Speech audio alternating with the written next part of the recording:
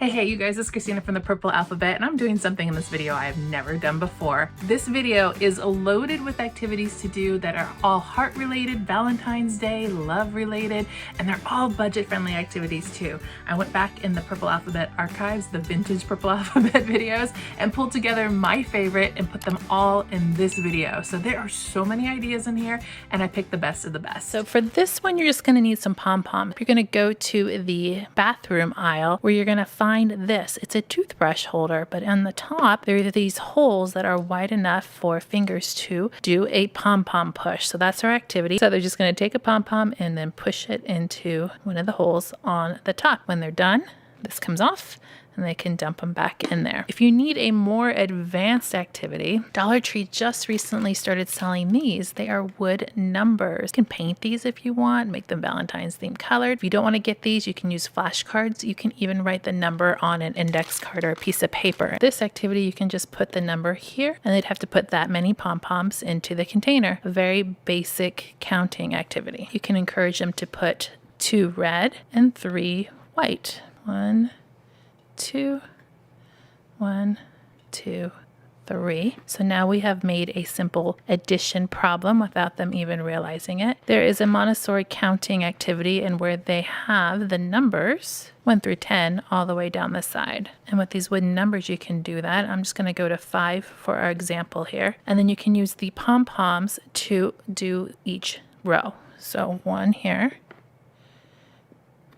2, way all the way down to 10. For your youngest one, your toddlers, honestly, you don't need that much at first. You don't want to overwhelm them. And then you can give them the sticker sheet. I would actually cut this so that you don't see the other stickers on there to confuse them, and have them match what sticker matches on the other side. Peeling and sticking them is great fine motor activity. And then these little foam stickers are great because they're really easy to peel off, especially if you're doing this with a toddler or a young preschooler. You can also set this up with the same stickers to do a match where they draw a line. This one, they would just draw a line from one sticker to its match, like this. You can make simple patterns, and then they would have to determine off of their sticker sheet which sticker comes next. Another one I want to show you real quick that I think is really easy and fun is to first have them go ahead and place some stickers on a sheet, and then once they have quite a bit on there, then you can make sure you have enough exact stickers to do this. Take off one of each that is on the page. And now what you want them to do is to count each one of those. So the ones that look like this, how many are there? 1, 2, 3, 4. We're doing visual perception all while doing some numbers. Looks like I forgot one, so we'll just say that's this one.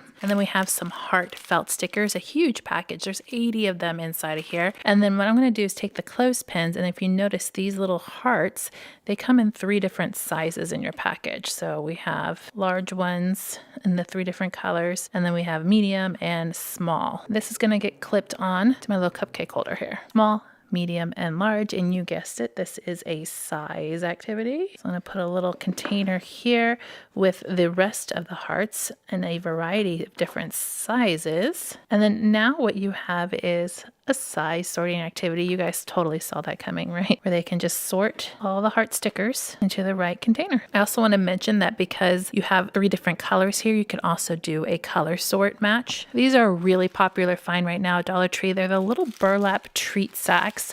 They have hearts on them, so they're super cute. I'm going to be using these stickers, and I'm going to put letters onto them like that.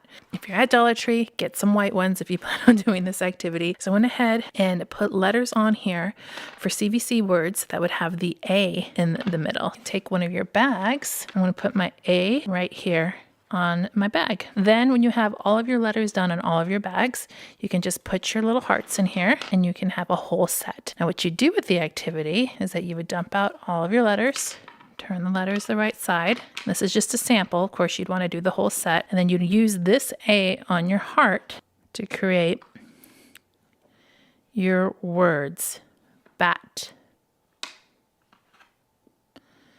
cat. This one was really fun too. It's a heart stack. Seeing how many of those little hearts that you can stack one on top of the other. You can add a timer in if you want to, if you have multiple children, to see how fast you can do it, or even try a goal of how many you can stack up at once. I pulled out our ice cube tray to do a little bit of color sorting with one of our little tweezer tools, but then you can also do patterns with this, or you could put all the same colors in one of the little holes of the ice cube tray. It is a lot of fun, especially when you add in that tool. We also tried a little bit of an experiment. I have 4 glasses here filled with different liquids, water, oil, vinegar. I have one with nothing. You could do rubbing alcohol and soda, and then you just place some of the hearts in each one of them and watch what happens. Now for our purposes, we just wanted to see what would happen because we're not at the level where we could really guess, but that would be the next step, is making a hypothesis and trying to guess what is going to happen in each one of the liquids, do the experiment, and then talk about what happens. This is a leftover paper plate from a recent birthday party. See, I'm going to turn it over. I have a heart cookie cutter, which serves as an excellent template. So I'm going to trace this onto here and then cut it out. Then you're going to take a hole punch and make holes all the way around the heart, because this is going to be for our yarn. Start it off by tying it off on one end,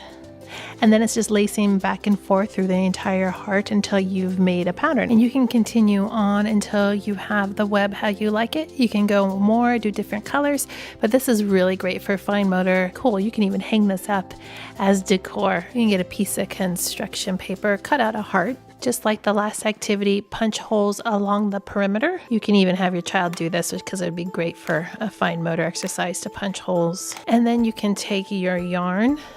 I have one that has a needle on it already, and you would just lace through the hearts. Real simple heart lacing, and it's just like sewing, and you would just lace all the way around the perimeter. I just wanted to mention too that Dollar Tree has some burlap ribbon which has great holes for lacing in them. So if you wanted to cut out some hearts and then have these pre-cut holes in them, that would be really awesome too. So I'm going to pull out this primary bucket balance. So this is the main part, and it has these 2 little buckets that go on each side. That's why I like it, because these buckets come off and you can put liquid in them. And this is a greater than and less than game. So I have some numbers here. Do 9 on this side and 12 on the other side. And now it's figuring out which is less than and greater than. So of course you're going to put 9 hearts in here and 12 hearts in there and 12 over here. And of course your child will count those out. And then you see whether or not, of course at this angle it's hard for you to tell, but this side is down lower on my balance. Right here, let me turn this to the side, there's a little notch that it's hard for you to see that tells me if it's balanced or not. So your child can look at that, but when it's in here, it goes to the side so we know. And now we talk about greater than and less than. These little heart-shaped cookie cutters were found at Dollar Tree, and I'm going to take my little foam die here that I've written numbers on, pretty low quantity of numbers, and my heart table scatter as well. And this is just a real simple rolling game. For your older kids, I would start by guessing how many hearts you think it would take to fill up this cookie cutter, and then you would just roll the die, and then you'd put that many hearts inside the heart. You'd keep on rolling until your heart is all the way filled up. If you wanted to do any of these activities with more of a fine motor emphasis, then I highly suggest looking into some of the tools. These are the tools I always talk about.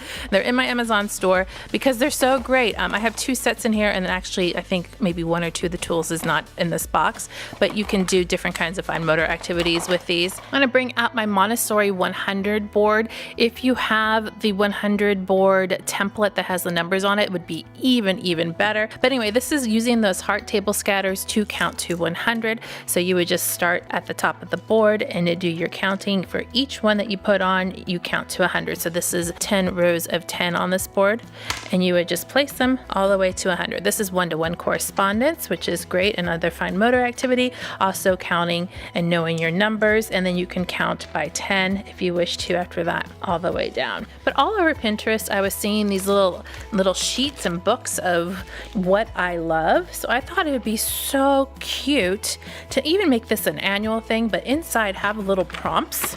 And of course, you'll have to pre-do this. I'm going to take some markers here, and you just write out questions on here for them to fill out.